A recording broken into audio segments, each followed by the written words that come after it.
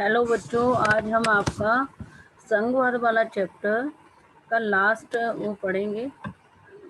Topic प्रसिद्ध इतिहासकार रामचंद्र गुहा के आलेख से उद्धृत निम्नलिखित उद्धरणों को पढ़ें। ये आलेख टाइम्स ऑफ इंडिया में 1 नवंबर 2006 को छपा था। आगे पढ़ते हैं क्या है छपा था। राज्य पुनर्गठन आयोग की रिपोर्ट को आज से ठीक 50 साल पहले 1 नवंबर 1956 को लागू किया गया था।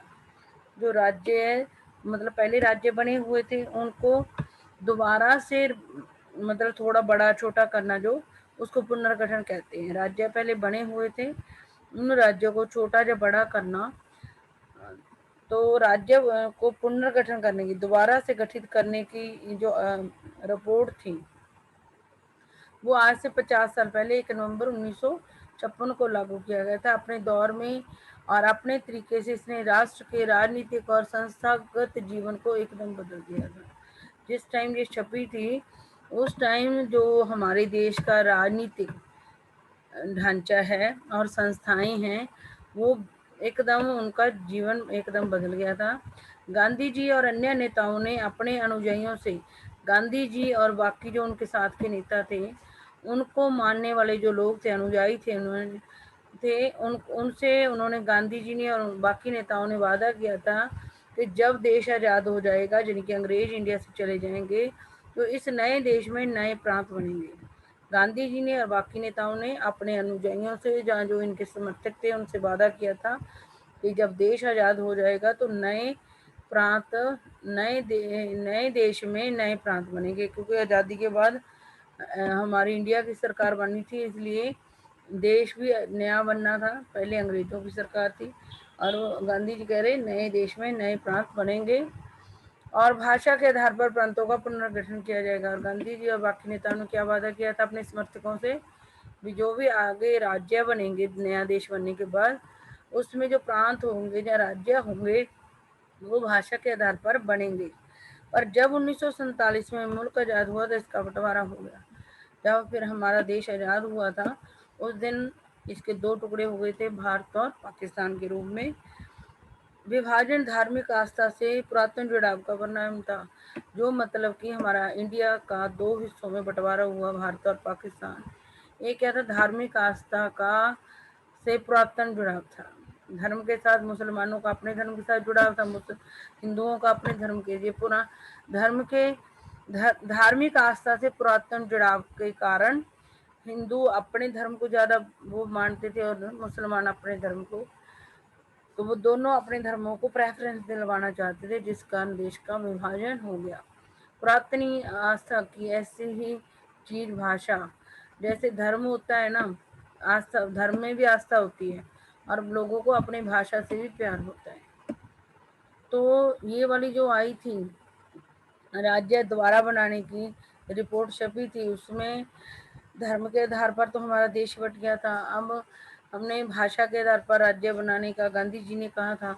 उनको ये भी ऐसे डर लगता था कि जैसे धर्म में लोगों की आस्था होती है और उसके नाम पर हमारे देश में दो टुकड़े हो गए, तो कहीं भाषा भी धर्म जैसा ही है, भाषा में वैसी आस्था होती है जैसी धर्म में होती है। तो इसके आधार पर अब कितने विभाजन होंगे। तो हमारे देश के नेता डर रहे थे अगर भाषा के आधार पर राज्य बन जाएंगे, उनको डर लग रहा था जब धर्म के नाम पर देश के दो टुकड़े हो गए तो भाषा के आधार पर राज्य बनाने पर देश के कितने टुकड़े होंगे जब विभाजन होंगे। नेहरू, पटेल और राजा जी के मन में ये सवाल कौंध रहा था, जब कह दो नेहरू जी और पटेल जी और राजा जी के मन में ये सवाल कौंधने का मतलब वो डर रहे थे इस बात से कि कहीं आगे भी देश के और टुकड़े ना हो जाएं। बहरहाल भारत की एकता को कमजोर करने की जगह भाषा के, और हमने ऊपर भी पढ़ा है कि भारत की एकता को कमजोर करने की जो भाषा के आधार पर राज्य गठित हुए, उससे भारत की एकता कमजोर होने की बजाय वो एकता मजबूत हो गई। भारत की एकता को कमजोर करने की जगह भाषा के आधार पर गठित राज्यों ने इसकी एकता को मजबूत करने में मदद की। एक व्यक्ति कन्नड़ और भारतीय, जैसे कोई कन्नड़ भाषा बोलने वाला है तो पहले तो वो कन्नड़ भाषी है, दूसरी तरफ वो भारतीय भी है। अगर कोई बंगाली बोलता है तो एक तरफ वो बंगाली है तो दूसरी तरफ वो भारतीय है। तो एक तमिल है, पहले तमिल भाषा बोलता है तो पहले वो तमिल है फिर भारतीय है। तो गुजराती, गुजराती भी है गुजराती भाषा बोलने के कारण, और भारतीय भी। जैसी दो पहचानों के साथ आसानी से जीता है भारत के अंदर, मतलब दो सब लोगों की भाषा अलग अलग है, इसलिए भारतीय व्यक्ति पहले जिस राज्य में रहता है वो उसकी उसको वो पहचान होती है, जैसे पंजाब का पंजाबी, और फिर वो पंजाबी होते हुए भारत देश में रह रहा है तो इसलिए भारतीय है। तो इसलिए जब भाषा के आधार पर राज्य बनाए गए तो इससे भारत की एकता मजबूत हुई और भारत के लोगों को दो दो पहचाने मिली, एक वो राज्य का नागरिक हुआ और वो एक भारत का अपने देश का नागरिक हुआ, और ये आसान हो गया। ये विवाद सुख तो नहीं लेकिन उतने बुरे भी नहीं हो सकते कि कहे जा सकते। जो भाषा के आधार पर विभाजन हुआ है, ये जो विवाद था ये सुखद तो नहीं लेकिन बुरे भी नहीं है। आप लोग भी देखते हो कि अच्छी तरीके से इंडिया का राज्य जो राज्य बने वहां पे कोई लड़ाई झगड़ा नहीं है। भाषावार राज्यों के गठन ने भारत को एक भयावह स्थिति से बचा लिया। जैसे उसने 3 स्तर की सरकारें बेल्जियम में बनाई गई थी, वैसे ही हमने भाषा के आधार पर जो राज्यों का गठन किया है उसने हमें उस स्थिति से बचा लिया जैसे कि जब वहां थे श्रीलंका में थी, श्रीलंका जैसी भयावह स्थिति से बचा लिया। हमारे भाषा के आधार पर जो हमने राज्यों का गठन किया है उसने हमें श्रीलंका जैसी जो गृह युद्ध की स्थिति से बचा लिया, यानी कि वो भयानक स्थिति थी उससे बचा लिया। अगर तेलुगु मराठी वगैरह बोलने वालों की भावनाओं का ख्याल न रखा गया होता जहाँ की स्थिति कुछ और प्रकार की होती। अगर हमने तेलुगु मराठी भाषा जो अलग अलग भाषाएं इंडिया के अंदर लोग बोलते हैं उनकी भावनाओं का ख्याल ना रखा होता तो हो सकता है एक भाषा और 14-15 राष्ट्र बन जाते, हो सकता भी देश कई टुकड़ों में बट जाता। अपने राज्य जन्य किसी ऐसे राज्य का उदाहरण लें जो भाषावार पुनर्गठन से प्रभावित हुआ, जहाँ जो तर्क दिया गया उसके पक्ष में उदाहरणों के साथ टिप्पणी करें। अब आ गया भारत में विकेंद्रीकरण क्या होता है, इसका पहले मीनिंग याद करना है आप लोगों को। हमने अभी पढ़ा कि संघीय सरकारें 2 या अधिक स्तरों वाली होती हैं। ऊपर पढ़ चुके हैं कि जो संघीय स्तरें होती हैं एक या मतलब 2 या 2 से अधिक स्तरों वाली हो सकती है। हमने अपने देश में 2 स्तरों वाली सरकार की चर्चा की है। हमारे देश में केंद्रीय सरकारें और राज्य सरकारें होती हैं, और भारत जैसे विशाल देश में सिर्फ 2 स्तर की शासन व्यवस्था से बढ़िया शासन नहीं चल सकता, क्योंकि भारत बहुत बड़ा देश है, विशाल देश है, जिसके कारण भारत में सिर्फ 2 स्तर की सरकारों से काम नहीं चलाया जा सकता। भारत विशाल देश है इसलिए सिर्फ 2 स्तर की शासन व्यवस्था से ही बढ़िया शासन नहीं चल सकता। भारत के प्रांत, यूरोप के, हमारा जो भारत है, भारत के जो प्रांत हैं, यूरोप तो आपको पता महाद्वीप है, भारत के जो राज्य हैं या प्रांत है वो यूरोप के जो देश होते हैं, यूरोप के जो स्वतंत्र देश होते हैं उनसे कहीं बड़े हैं, देशों से भी बड़े हैं। हमारे भारत के राज्य यूरोप के स्वतंत्र देशों से बड़े हैं। जनसंख्या के हिसाब से जो हमारा उत्तर प्रदेश है वो रूस से बड़ा है। रूस के पास बहुत सारी जगह है लेकिन वहाँ की पॉपुलेशन हमारे उत्तर प्रदेश की पॉपुलेशन के बराबर, उत्तर प्रदेश की पॉपुलेशन से कम है। हमारे उत्तर प्रदेश के पास उतना एरिया नहीं है जितना रूस के पास है, बट हमारे उत्तर प्रदेश की जो जनसंख्या है वो रूस देश की जनसंख्या से ज़्यादा है। मतलब वो ज़्यादा एरिया में कम लोग रह रहे हैं लेकिन हमारे कम एरिया में ज़्यादा लोग रह रहे हैं उत्तर प्रदेश में। रूस जो बहुत बड़ा देश है उससे भी ज़्यादा पॉपुलेशन हमारे उत्तर प्रदेश में रहती है, तो इससे हमें हमारे भारत की विशालता का पता चलता है। महाराष्ट्र लगभग जर्मनी के बराबर है। जर्मनी अब जो यहाँ का हिटलर था, जर्मनी वो देश है जहाँ का हिटलर था। महाराष्ट्र जो हमारा राज्य है वो जर्मनी के बराबर है। भारत के अनेक राज्य खुद भी अंदरूनी तौर पर, हमारा भारत ही विविधताओं से नहीं भरा हुआ, भारत के अनेक राज्य खुद भी अंदरूनी तौर पर विविधताओं से भरे हुए हैं। इस प्रकार इन राज्यों में भी, मतलब हमारे देश में तो सत्ता का बंटवारा होना ही चाहिए, हमारे राज्यों में भी सत्ता का बंटवारा होना चाहिए। इस प्रकार इन राज्यों में भी सत्ता को बांटने की जरूरत है। पहले हमने पूरे देश में सत्ता का बंटवारा किया, अब हमें अपने देश के जो राज्य हैं, जो यूरोप के देशों से बड़े हैं या बराबर है, यूरोप के स्वतंत्र देशों से तो हमारे राज्य बड़े हैं, तो इसलिए आपको हमारे देश की विशालता का पता चल गया होगा। तो इस तरीके हमारे भारत में भी विविधता नहीं पाई जाती, हमारे जो राज्य है या प्रांत है उनके अंदर भी विविधता पाई जाती है।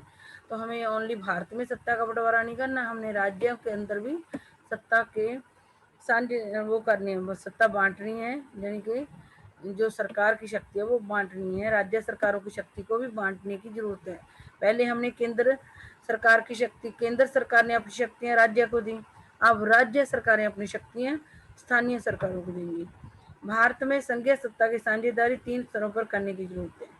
भारत में अब तो पता ही है, वैसे आपको समझ स्टार्टिंग में पता चल गया था, भारत में संघीय सत्ता की साझेदारी 3 स्तरों पर करने की जरूरत है, हो चुकी है।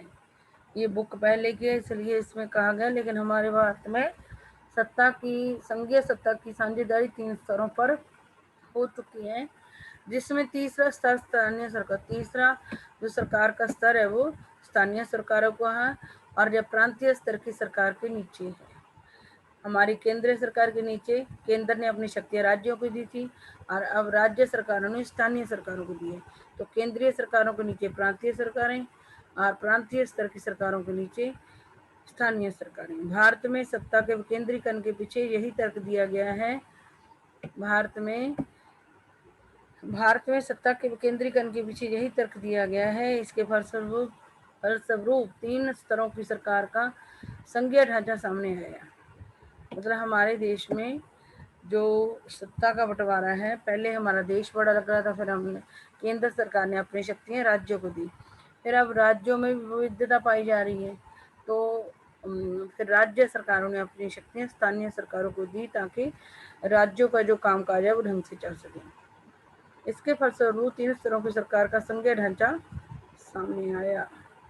जब पता चला कि राज्यों में भी विविधता पाई जा रही है, और उस विविधता को अच्छी तरीके से संभालने के लिए राज्य ने तीसरे स्तर की स्थानीय सरकार को अपनी शक्तियां दी।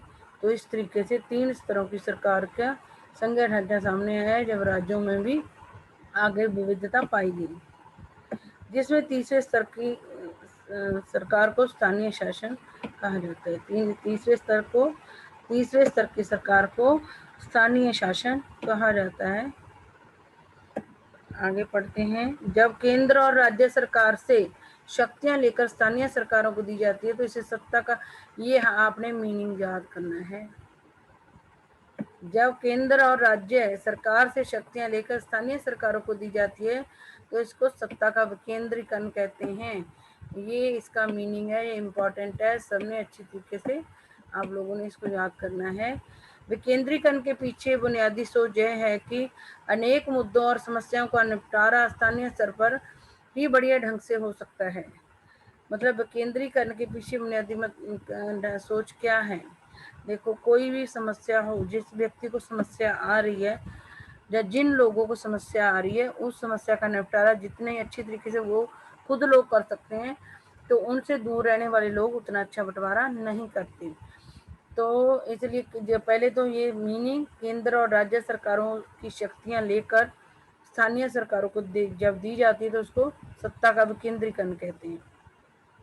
हमारे देश के अंदर सत्ता का विकेंद्रीकरण के पीछे क्या सोच है?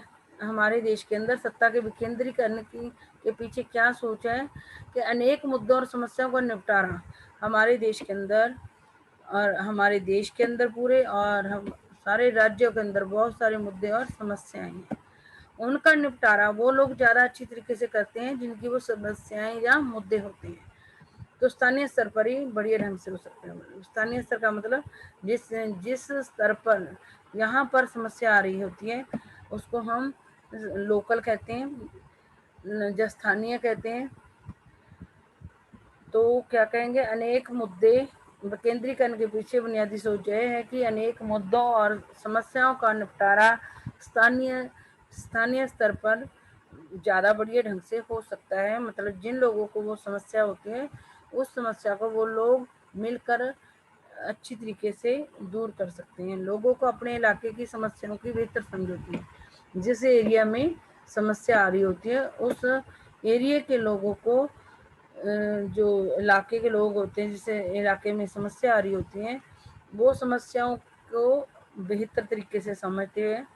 लोगों को इस बात की भी जानकारी होती है कि पैसा कहाँ खर्च किया जाए, और जहाँ समस्या आ रही होती है, वहाँ के जो रहने वाले लोग होते हैं, एक तो वो समस्या को बेहतर तरीके से खुद, उनकी समस्या होती है वो खुद समझ सकते हैं, और उनको इस बात का ही पता होता है कि पैसा कहाँ खर्च किया जाए और चीज़ों का अधिक कुशलता से उपयोग किस तरीके, और वहाँ जो उपलब्ध वस्तुएं या चीज़ें होती हैं उनका अच्छी तरीके से उपयोग किस तरीके से किया जा सकता है।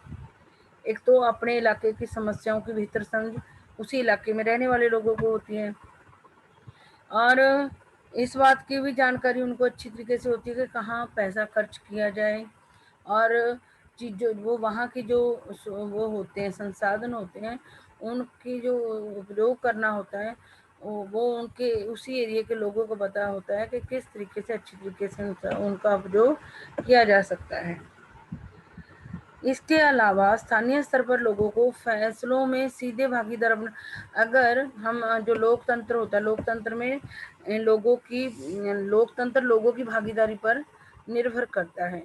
अगर हर स्तर में जहाँ जिस भी एरिया की वो प्रॉब्लम है, उसी एरिया के लोग खुद उसको सुलझाएंगे, तो क्या होगा, इससे लोगों की जो सत्ता में भागीदारी है, वो ज़्यादा बढ़ेगी। लोगों की सत्ता के अंदर पार्टिसिपेशन ज़्यादा बढ़ेगी अगर लोगों को उनकी समस्याएं खुद सुलझाने दिया जाए, गांव के लोगों को अपने गांव की, शहर के लोगों को अपने शहर की।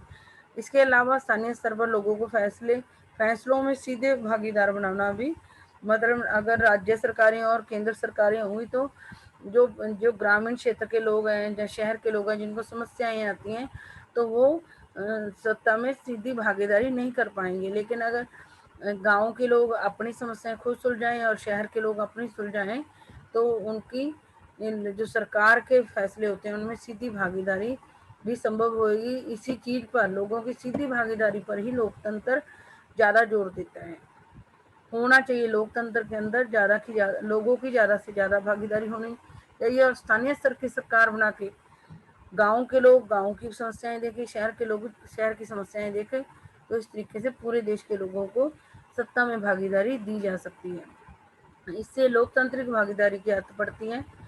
मतलब इससे लोकतांत्रिक मतलब लोग अपने आप ही भाग लेते हैं सरकार के कामों में। स्थानीय सरकारों की स्थापना स्वशासन के लोकतांत्रिक सिद्धांत को वास्तविक बनाने का, स्थानीय सरकारों की स्थापना, क्योंकि पता लोकतंत्र में क्या होता है, लोगों द्वारा लोगों के लिए शासन होता है, लोगों द्वारा और लोगों के लिए शासन होता है। लोकतंत्र लोगों का लोगों के लिए और लोगों के द्वारा शासन होता है। और स्थानीय सरकारों द्वारा जब लोग ग्रामीण क्षेत्र के लोग जिस भी गांव के होंगे वो खुद समस्याएं सुलझाएंगे, तो वो अपना शासन खुद करेंगे। जब अपनी समस्या खुद सुलझाई, तो क्या मतलब, हम अपने आप पे अपना शासन खुद कर रहे हैं, स्वयं शासन कर रहे हैं। तो और लोकतांत्रिक सिद्धांत भी यही कहते हैं कि लोगों की वास्तविक भागीदारी होनी चाहिए, और स्थानीय सरकारों की स्थापना स्वयं शासन के लोकतांत्रिक सिद्धांत को वास्तविक बनाने का सबसे अच्छा तरीका है। अगर स्थानीय सरकारें बना दी जाएं, तो देश के अंदर जो लोकतांत्रिक सिद्धांत हैं वो वास्तविक रूप ले लेंगे। नहीं तो राज्य और केंद्र की सरकारों रहेंगी, तो जो लोकतंत्र के सिद्धांत है उनका हम अच्छी तरीके से अनुसरण नहीं कर पाएंगे। विकेंद्रीकरण की जरूरत हमारे संविधान में भी स्वीकार की गई है।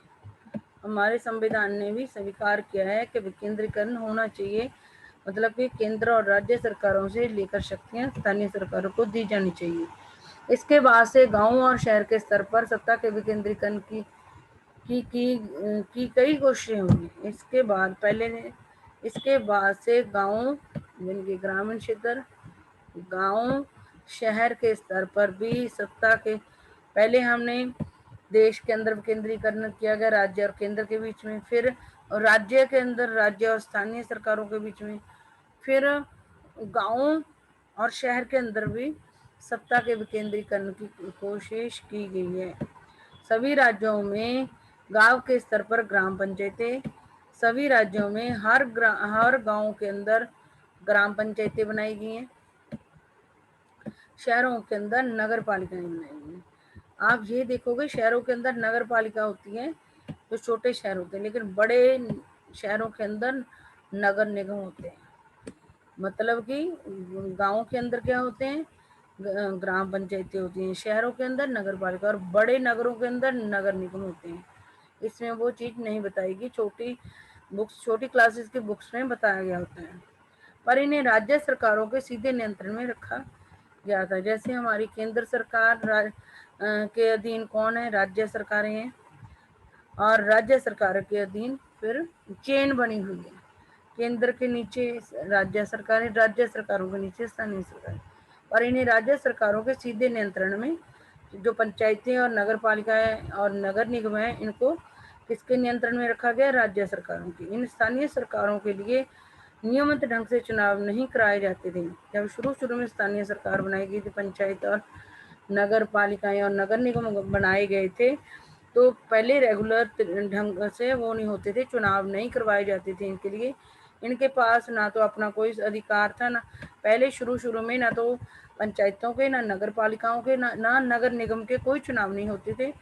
इनको कोई अधिकार भी नहीं दिया गया था, इनको कोई संसाधन, मतलब इनको कोई पैसा भी नहीं दिया जाता था जिससे ये अपने ग्रामीण क्षेत्र पंचायतें ग्राम में और जो नगर पालिकाएं शहर में कोई काम कर सकें। इस प्रकार प्रभावी ढंग से सत्ता का विकेंद्रीकरण नाम मात्र का हुआ था। शुरू में जो सत्ता का विकेंद्रीकरण था वो नाम मात्र हुआ था, मतलब कहने के लिए हुआ था, लेकिन हो कुछ भी नहीं रहा था। ना तो पंचायतों का कुछ, न पंचायतें कुछ कर रही थी, ना ही नगर पालिकाएं और नगर निगम। वास्तविक केंद्रीकरण की दिशा में एक बड़ा कदम, मतलब अब ये आप लोगों को वन वर्ड में आ सकता है।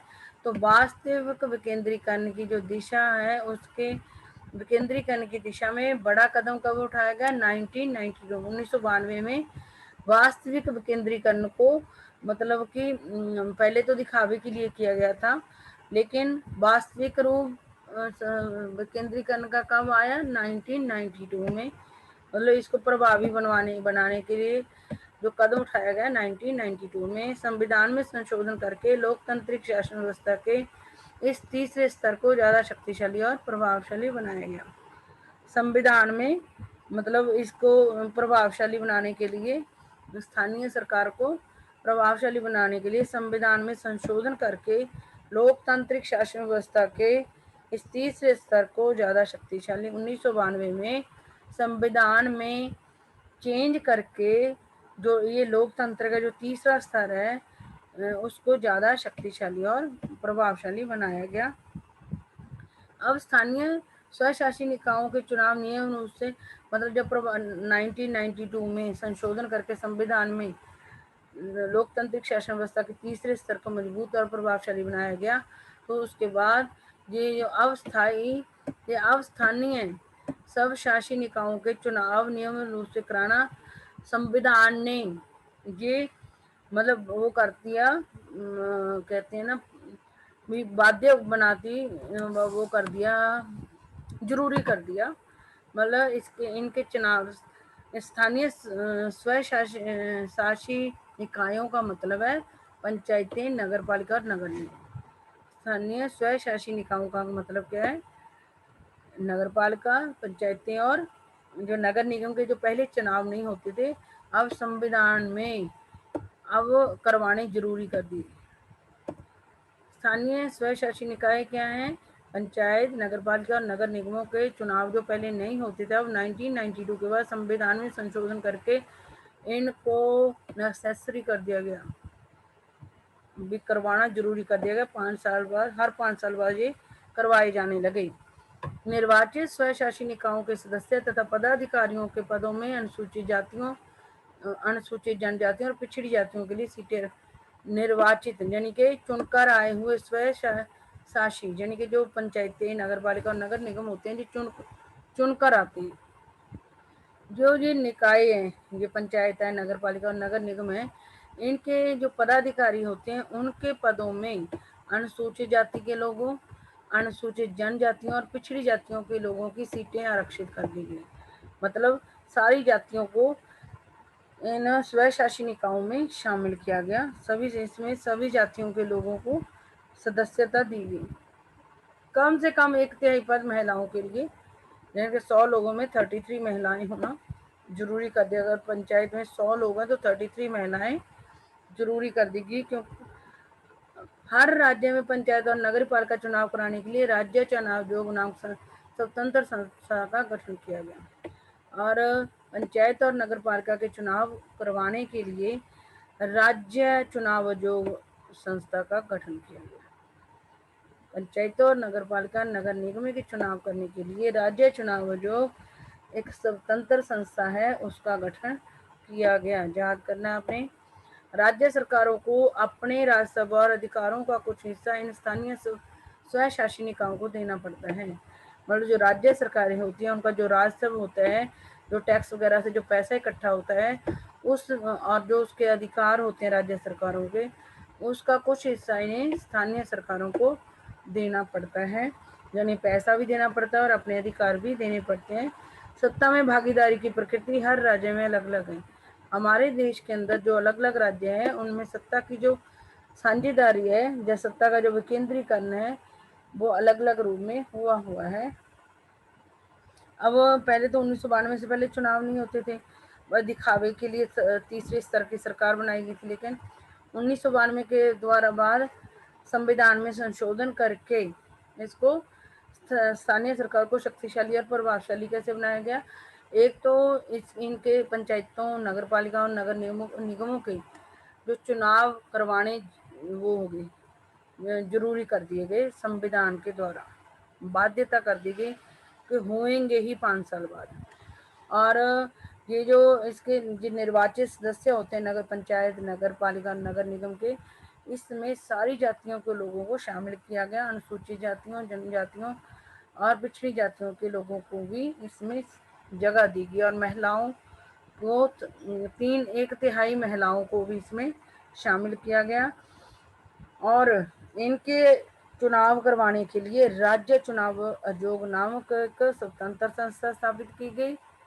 और राज्य सरकारों का जो राजस्व और अधिकार होते हैं उसमें से वो राज्य सरकारें उसका कुछ हिस्सा अपने राज्य सरकारें अपने राजस्व और अधिकारों का कुछ हिस्सा इन स्वशासी निकायों यानी कि स्थानीय सरकारों को देने लगी। जो सत्ता की भागीदारी है वो हमारे देश के अलग अलग राज्यों में अलग अलग है। गांव के स्तर पर मौजूदा स्थानीय शासन व्यवस्था को पंचायती राज के नाम से जाना जाता है। जो ग्रामीण क्षेत्र के अंदर स्थानीय शासन की व्यवस्था है, गांवों में जो स्थानीय शासन की व्यवस्था है उसको क्या कहा जाता है? पंचायती राज।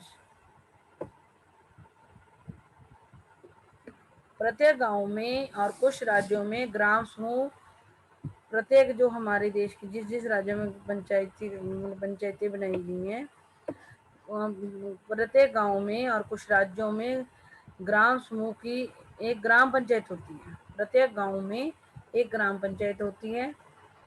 यह एक तरह की परिषद है जिसमें कई सदस्य और एक अध्यक्ष होता है। ये क्या होता है? प्रत्येक गांव में एक ग्राम पंचायत होती है। प्रत्येक विलेज में या गांव में एक ग्राम पंचायत होती है और ये क्या होती है? एक तरह की परिषद होती है जिसमें कई सदस्य और एक अध्यक्ष होते हैं। ग्राम पंचायत में कई सदस्य, इसको परिषद भी कहते हैं ग्राम पंचायत को। इसमें कई सदस्य और एक अध्यक्ष होता है। सदस्य वार्डों से चुने जाते हैं। मतलब जो गांव होता है या विलेज होता है उसको कई वार्डों में बांट दिया जाता है सदस्य वार्ड, और उन वार्डों से चुनकर आए जो चुनाव जीतकर जो लोग आते हैं वो इसके सदस्य होते हैं। उन्हें सामान्यतः पंच कहा जाता है।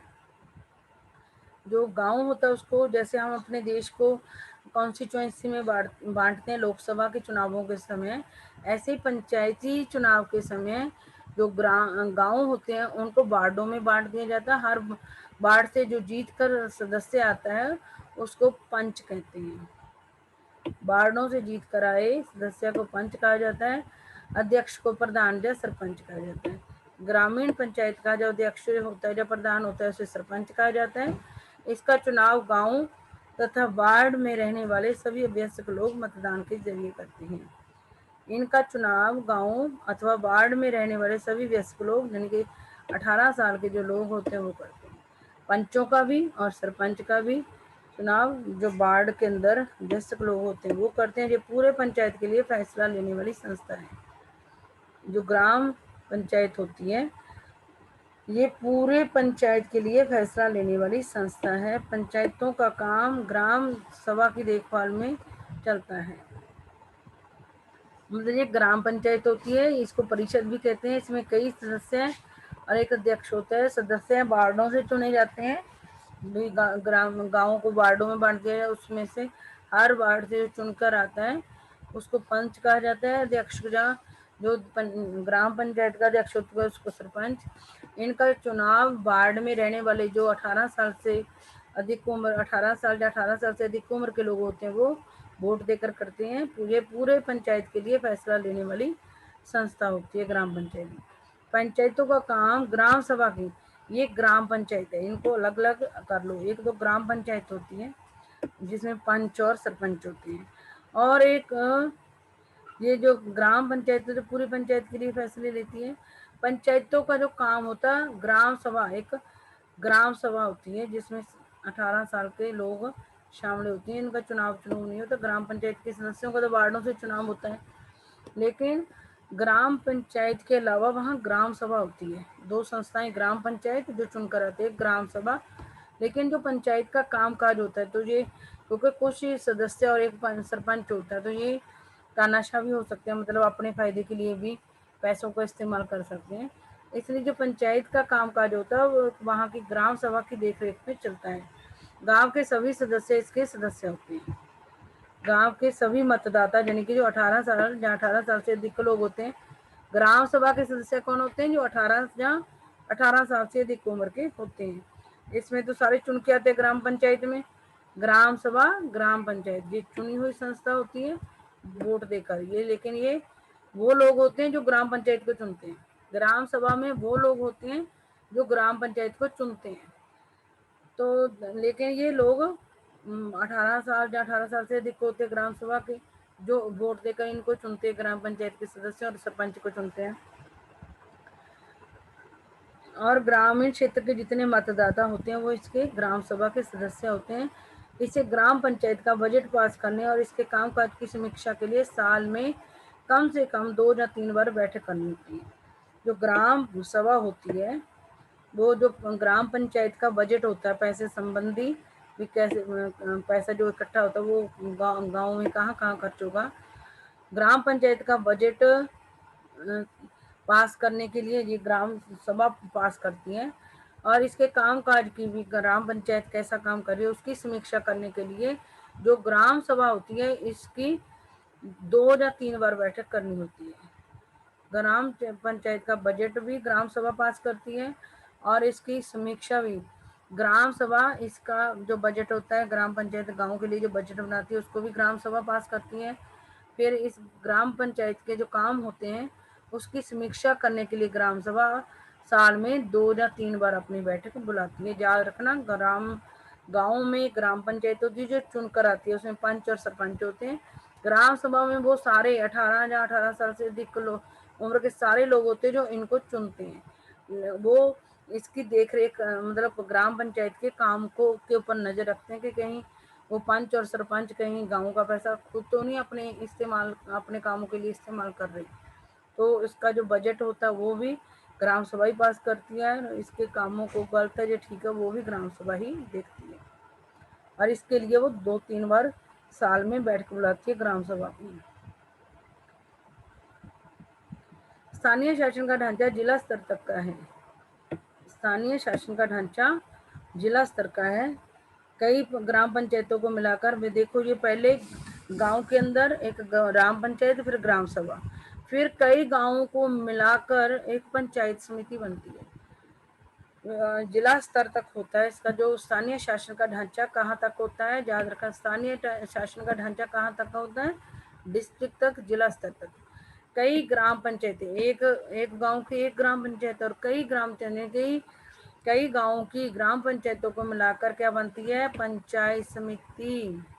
पहले गांव के अंदर ही ग्राम पंचायत और ग्राम सभा होते हैं, लेकिन ये स्वय शासन जो स्थानीय शासन होता है ये जिला स्तर तक होता है, इसलिए कई गांवों की ग्राम पंचायतों को मिलाकर पंचायत समिति बनती है। क्वेश्चन भी आ जाता है कि पंचायत समिति किसे कहते हैं।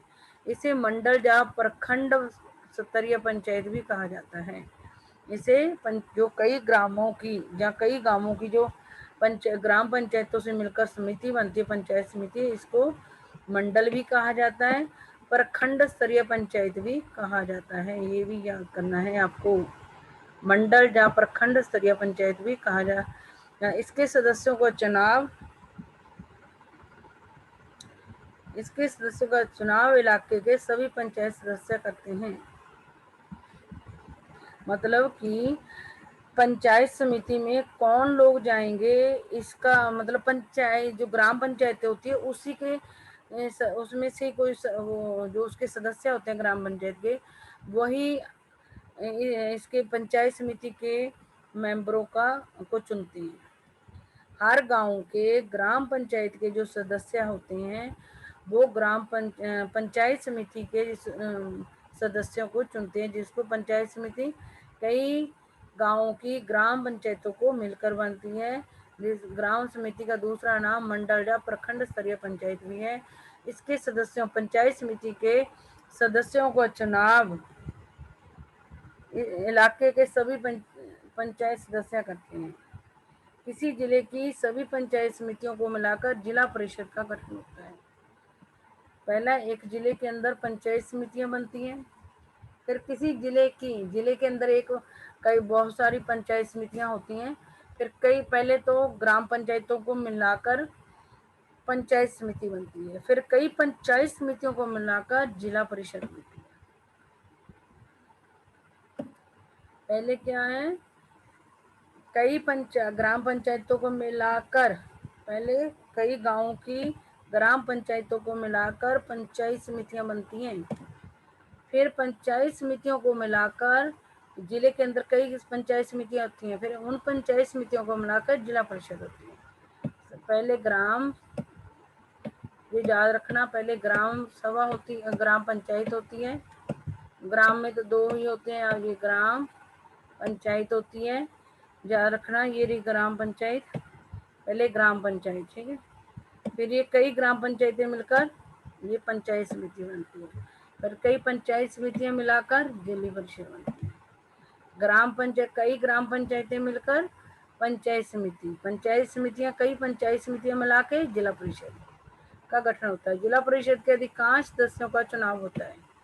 जिला परिषद के अधिकांश सदस्यों का चुनाव होता है। जिला परिषद में उस जिले के लोकसभा और विधानसभा के लिए चुने गए सांसद और विधायक तथा जिला स्तर की संस्थाओं के कुछ अधिकारी भी सदस्य के रूप में होते हैं। मतलब जिला परिषद में क्या कौन होता है, जिला परिषद के जो ज्यादातर सदस्यों का तो चुनाव होता है, जिला परिषद के ज्यादातर सदस्यों का तो चुनाव होता है।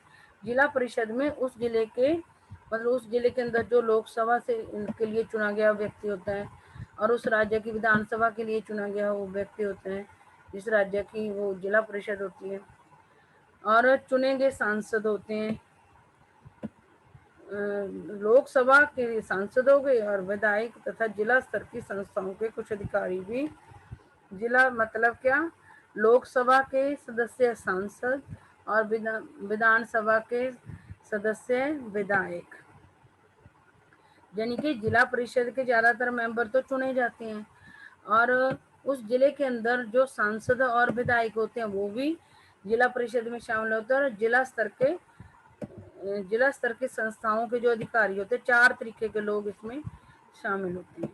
जिला परिषद में जो सदस्य होते हैं, ज्यादातर सदस्यों का चुनाव होता है, फिर उस जिला परिषद के अंदर जो सांसद और विधायक होते हैं वो भी उसमें शामिल होते हैं और जिला स्तर की संस्थाओं के कुछ अधिकारी, जिला परिषद के ज़्यादातर मेंबरों का चुनाव होता है और उसके अंदर उस एरिया में रहने वाले जो सांसद होते हैं, जो लोकसभा के मेंबर और विधायक जो विधानसभा के मेंबर होते हैं, वो भी जिला परिषद में शामिल होते हैं। और जिला स्तर की संस्थाओं के कुछ 4 तरीके के सदस्य जिला परिषद में होते हैं। जिला परिषद का प्रमुख इस परिषद का राजनीतिक प्रधान होता है। जिला परिषद का प्रमुख होता है जो परिषद का राजनीतिक प्रधान होता है। इस प्रकार स्थानीय शासन वाली संस्थाएं शहरों में भी काम करती हैं। शहरों में नगर पालिका होती है, बड़े शहरों में नगर निगम, जो मैंने पहले ही बता दिया।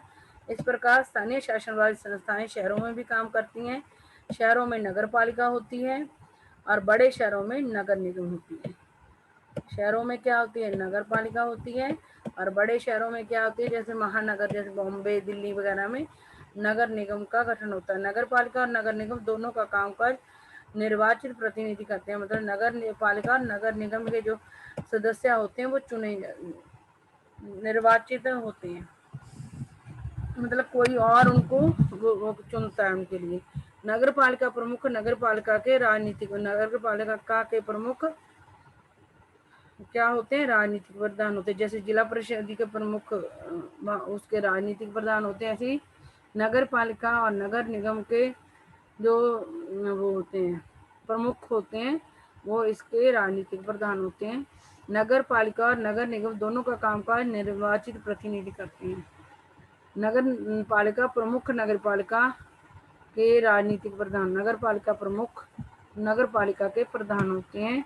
नगर निगम के ऐसे पदाधिकारी, लेकिन ओनली नगर निगम का जो मुखिया होता है उसका ही बताया हुआ है। जो बड़े बड़े नगरों, बॉम्बे जैसे, मुंबई और दिल्ली जैसे वो है, वहाँ जहाँ नगर निगम होते हैं वहाँ के पदाधिकारी जो उसका जो मुखिया होता है उसको मेयर कहते हैं।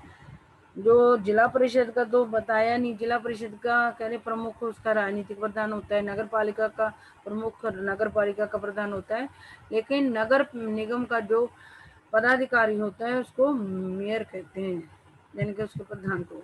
स्थानीय सरकारों की ये नई व्यवस्था दुनिया में लोकतंत्र का अब तक का सबसे स्थानीय सरकारों की ये नई व्यवस्था जो इंडिया में हुई है, दुनिया में लोकतंत्र का अब तक का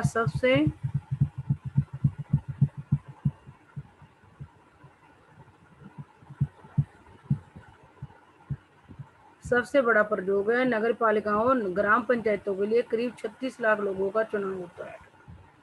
मतलब ये लोकतंत्र के लिए जो तीसरे स्तर की सरकार का वो करा गया है। हमारे देश के अंदर स्थानीय सरकारें बनाई गई हैं लोकतंत्र को वास्तविक रूप में लाने के लिए। ये दुनिया में सबसे बड़ा प्रयोग है। नगर पालिकाओं और नगर पंचायतों के लिए, नगर पालिका और ग्राम पंचायतों के लिए हमारे देश के अंदर 36 लाख लोगों का चुनाव होता है। 36 लाख लोग चुने जाते हैं जो नगर पालिकाओं और ग्राम पंचायतों का काम करते हैं। ये संख्या ही अपने आप में दुनिया के कई देशों की कुल आबादी से ज़्यादा है। हमारे देश के अंदर जो नगर पालिकाओं और ग्राम पंचायतों के लिए लोग चुने जाते हैं वो दुनिया के दूसरे देशों की कुल आबादी से भी ज़्यादा है। हमारे तीसरे स्तर की सरकार का काम करने के लिए जो 36 लाख लोग चुने जाते हैं वो दुनिया के दूसरे देशों की कुल आबादी से भी ज़्यादा है। इससे पता चलता है कि हमारा इंडिया कितना बड़ा है, भारत कितना विशाल है। स्थानीय सरकारों को संवैधानिक दर्जा दिए जाने से हमारे यहाँ लोकतंत्र की जड़ें और मजबूत हुई हैं। हमारे भारत में स्थानीय संविधान के अंदर स्थानीय सरकारें बनाने से लोकतंत्र और मजबूत हुआ है। लोकतंत्र की जड़ें और ज़्यादा मजबूत हुई हैं। इसने महिलाओं का प्रतिनिधित्व बढ़ाने के साथ ही हमारे लोकतंत्र में उनकी मतलब जो तीसरे स्तर की स्थानीय सरकारें बनी हैं, इससे तो एक तो नंबर एक ये आ जाता है, इसके फायदे क्या हुए हैं। एक तो हमारे इंडिया के अंदर लोकतंत्र मजबूत हुआ है, दूसरा महिलाओं को प्रतिनिधित्व बढ़ा है और महिलाओं की आवाज़ मजबूत हुई है। इसने महिलाओं का प्रतिनिधित्व बढ़ाने के साथ ही हमारे लोकतंत्र में उनकी आवाज़ को महिलाओं का प्रतिनिधित्व भी बढ़ाया देश में और लोकतंत्र के अंदर औरतों की आवाज़ को भी मजबूत किया है। 3 काम किए। नंबर 1 लोकतंत्र की जड़ें मजबूत की हैं, स्थानीय शासन में स्थानीय सरकारों ने महिलाओं का दूसरे नंबर पर महिलाओं का प्रतिनिधित्व बढ़ाया है। तीसरा, लोकतंत्र के अंदर महिलाओं की आवाज को मजबूत किया है। ये फायदे हैं इसके। बहरहाल इन सब के बावजूद अभी भी अनेक परेशानियां कायम हैं। अभी भी हमने 3 स्तर की सरकारें भी बना ली, फिर भी हमारे देश में बहुत सारी प्रॉब्लम्स हैं। पंचायतों के चुनाव तो नियमित रूप से होते हैं और लोग बड़े उत्साह से इनमें हिस्सा भी लेते हैं। हमारे देश में पंचायतें और नगर पालिकाओं के चुनाव रेगुलर होते हैं, नियमित रूप से होते हैं, लोग बड़े उत्साह से इनमें हिस्सा भी लेते हैं। लेकिन ग्राम सभाओं की बैठकें नियमित रूप से नहीं होती। जो ग्रामीण क्षेत्र के वोटर होते हैं वो ग्राम पंचायतों की देखरेख करने के लिए कम ही बैठकें बुलाते हैं। अधिकांश राज्य सरकारों ने स्थानीय सरकारों को पर्याप्त अधिकार नहीं दिए। कई राज्य ऐसे हैं जहाँ पर स्थानीय सरकारों को राज्य सरकारों ने अधिकार नहीं दिए, राजस्व भी नहीं दिया होगा। फिर इस प्रकार हम स्वयं शासन की आदर्श स्थिति के काफी दूर हैं, क्योंकि अगर राज्य सरकारें स्थानीय सरकारों को अधिकार और राजस्व देंगी तो ही हमारे देश के अंदर लोकतंत्र का जो तीसरा स्तर है वो मजबूत हो पाएगा। और जो आदर्श स्थिति अभी इंडिया के अंदर स्थानीय शासन की होनी चाहिए वो नहीं हो पाई है। तो इस तरीके से ये चैप्टर हमारा खत्म हो रहा है। तो ये आप लोग अच्छी तरीके से इसको लर्न कर लेना। एक बार इसको थोड़ा सा मैं रीड करवा देती हूँ।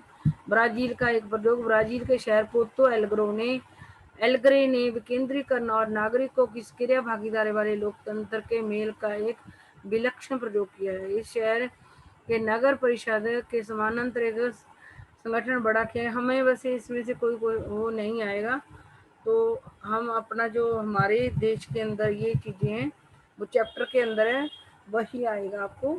इस तरीके से कि हमारा ये जो संघवाद का चैप्टर है वो कंप्लीट हो गया। आज मैं अगला कोई नया चैप्टर स्टार्ट करूँगी।